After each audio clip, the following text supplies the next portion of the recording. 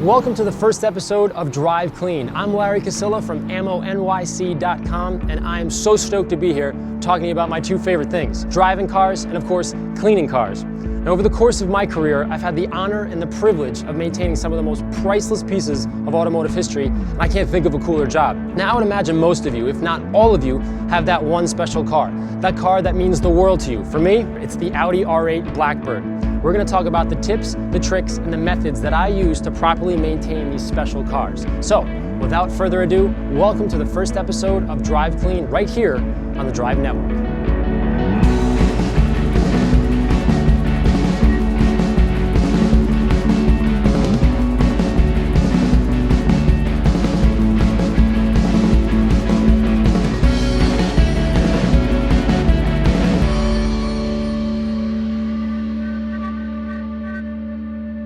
Today I'm going to show you how to properly wash and maintain your vehicle. Now we're going to go over a ton of information, so check out ammonyc.com for a free downloadable PDF of all the stuff that we're going to cover. If you're driving your car properly and you're beating the heck out of it, it's going to get dirty. There's going to be bugs on the front of it and there's going to be grime all over it. That's great. But washing your car properly is the key to success here. If you do it wrong, you could actually damage your paint. So what we're going to do is we're going to walk around the car and inspect everything prior to washing it. So let's get started.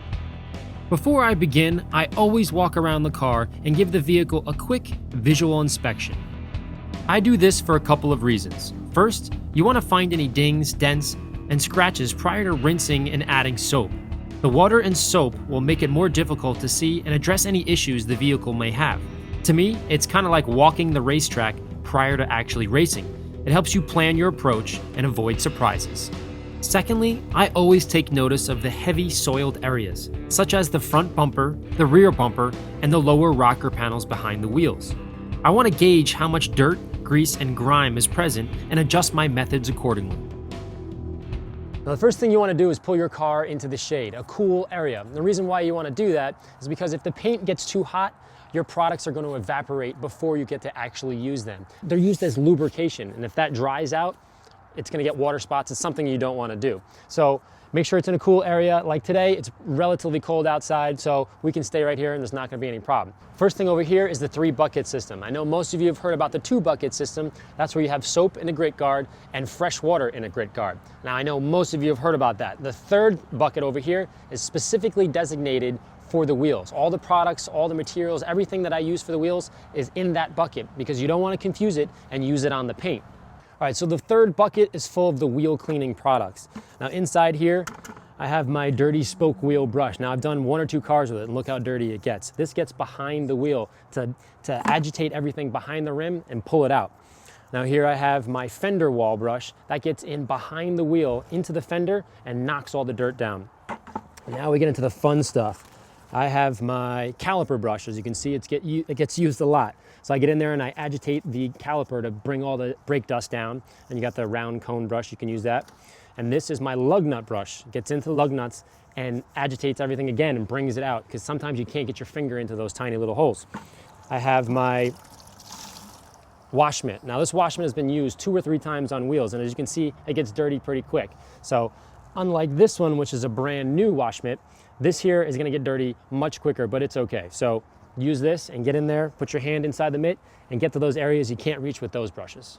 Moving over to here, we have the foam gun, one of my favorite tools. It's very cheap, it's about 50, 60 bucks, and you can keep up with the big boys who have power washers. This is a great tool. You just hook it up to your hose, hook it up right there, boom, perfect.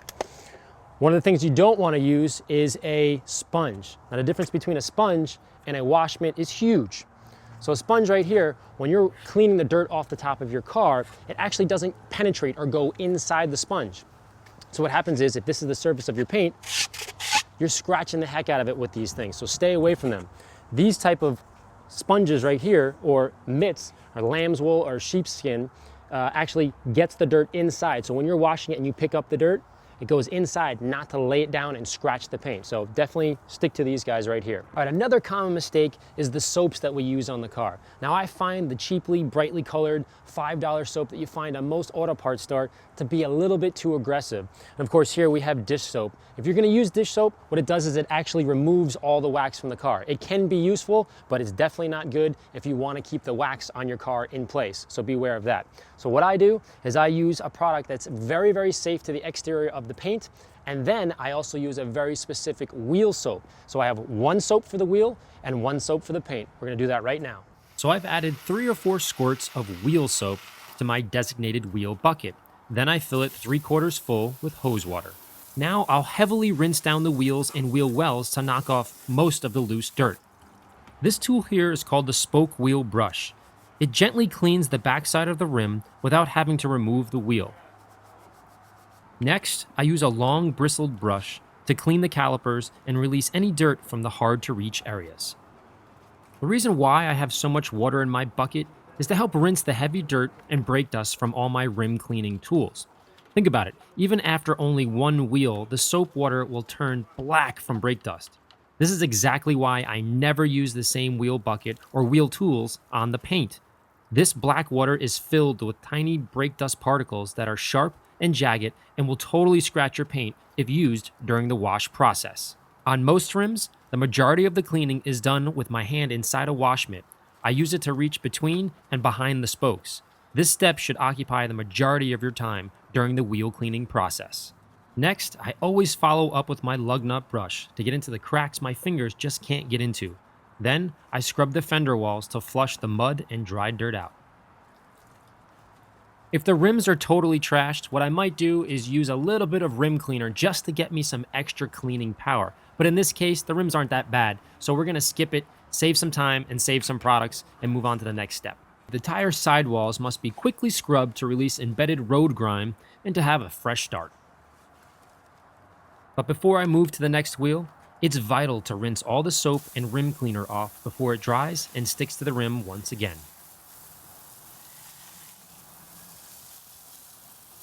Think of it this way, you always start a wheel with a rinse and end a wheel with a rinse before moving on to the next one.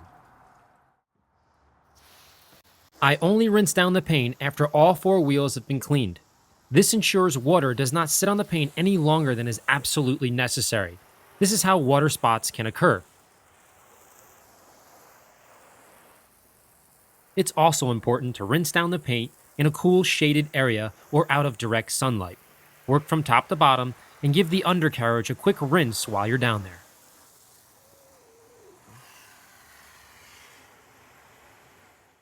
Now I'm foaming the paint with a tool that can be used with any regular garden hose.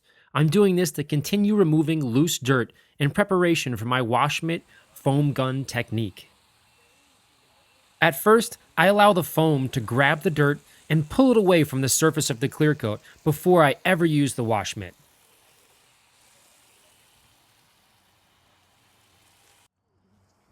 Now that the car has been completely foamed, I use a clean wash mitt and the 2-bucket method to safely remove any remaining dirt. This technique is the safest and least aggressive way to remove dirt from the surface of your paint. The technique is pretty simple. You shoot the foam gun into the wash mitt as it glides over the surface of the paint. The foam is providing lubrication between the clear coat and the wash mitt and drastically reduces fine scratches that commonly occur during the wash process. After every few strokes, I rinse the wash mitt in clean water to release dirt that is trapped in the mitt's fiber. Then repeat the process until the entire surface is cleaned.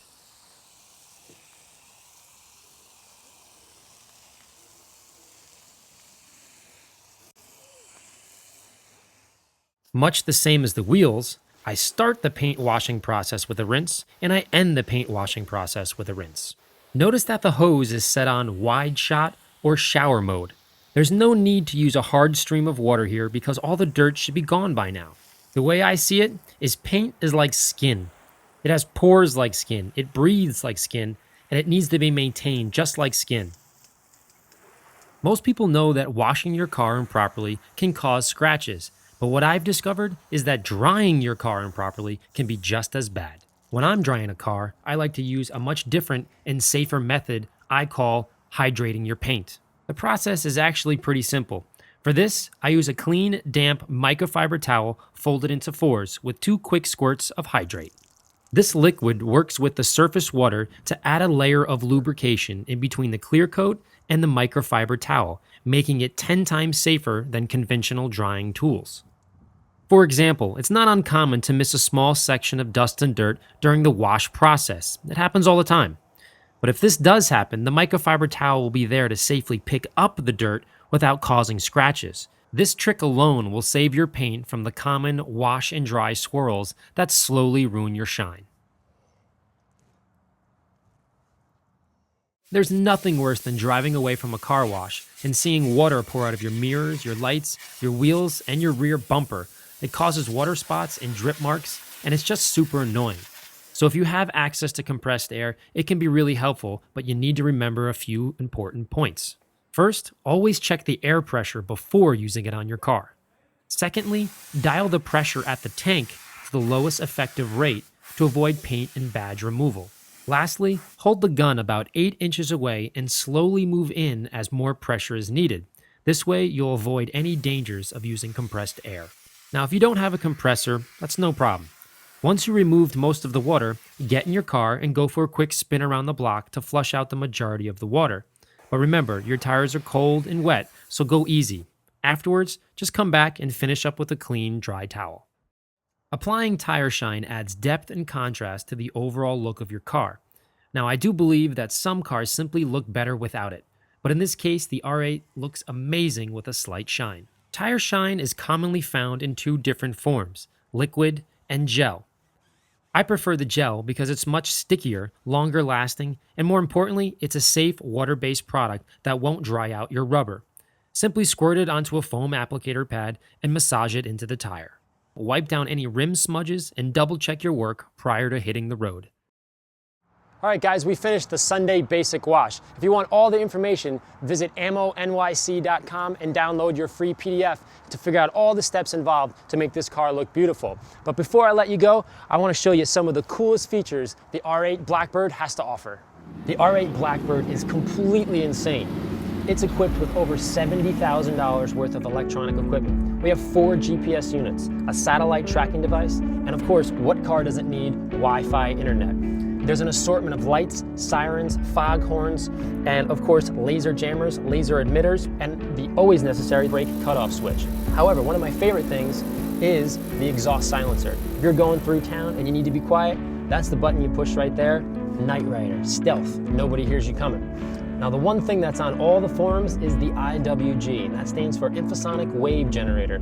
Now, that's this button right here. Now, if I push that and you're in front of me, I can't confirm nor deny what it does, but I can tell you this, it's pretty cool. Well, that's it for me. The only thing left to do is to drive the hell out of this car.